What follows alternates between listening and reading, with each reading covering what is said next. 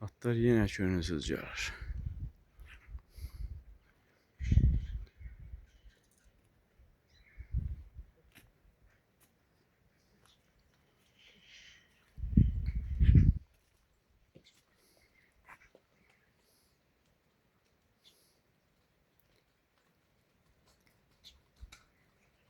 Önüne gelen atın sol qolu lap əyilib, bağa gətirib.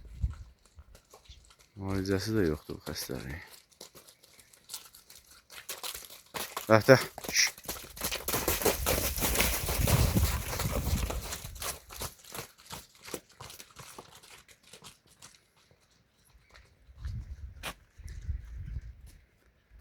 Avcı pişiyimiz geldi. Bir mişoğul vardı burada, deyəsən bu pişik tutdu onu yedi. O sıçanları tuturdu. Pişik də dedik, sən mənim ovuma şərik olursan. Yoxa çıxartdım.